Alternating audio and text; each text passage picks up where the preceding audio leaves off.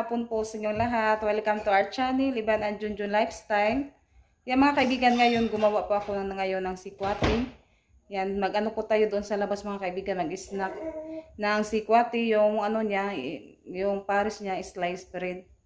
Yan, snack po tayo mga kaibigan. Kuha muna kami ng sikwati kasi ano na po ako ng sikwati, nakagawa na po ako. Yan, nandito na pala si Rosalita. Hi Ros. Yan, si Rosalita. Galing pa siya sa paaralan. Kuha muna kami ng tasa. May pusa na nakapasok.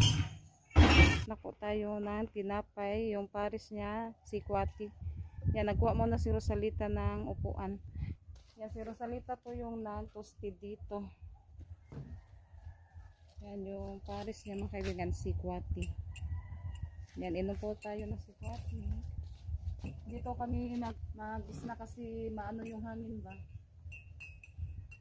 Mahangin dito sa labas. Nakuha muna si Rosalita ng upuan. Yan, kain po tayo.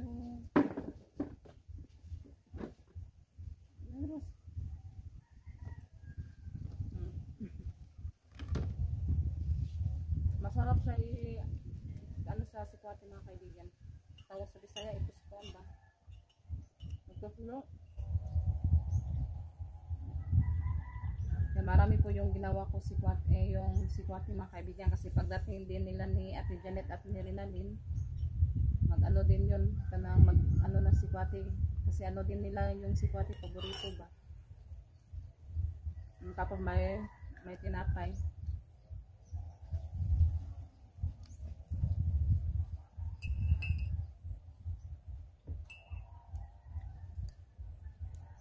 Mapasok ba ikaw sa palayo na gamayin mo si kwarto.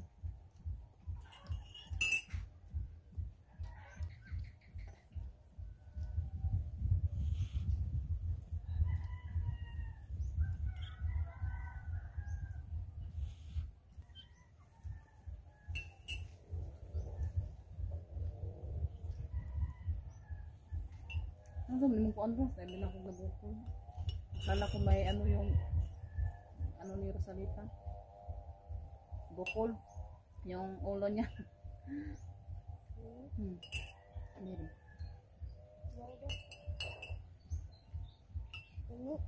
Palayo ka mapasok na yung mom.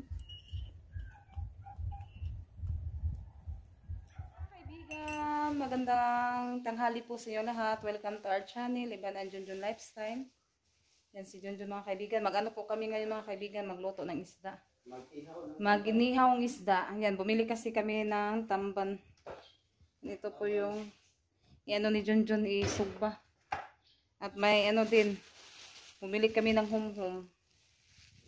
Ay, lato. Lato pala yung tawag dito, lato. Humhum? Yan, anuhin ko muna to, kanang hugasan ko muna. Mga kaibigan, yung ating inihaw na tamban, malapit nang maluto. Naglinis siya sa lato, yung binili naming lato or humhum. Kunti na lang mga kaibigan, hindi pa walang ano na naman. Ito po siya.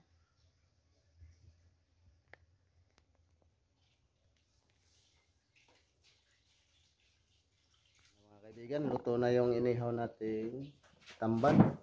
Yung ulam namin. At yung lato. Kain tayo.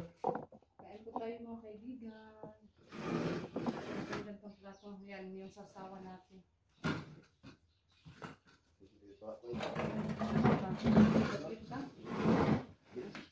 Kain po tayo mga kaibigan.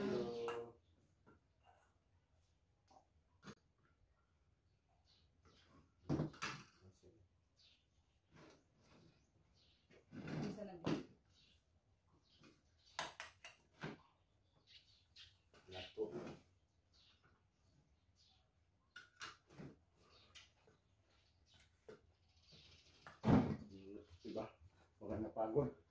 Masarap yung ulam natin. Dito kami sa labas kumain ng kaibigan. Kasi ano dito, mahangin dito. Kain po tayo.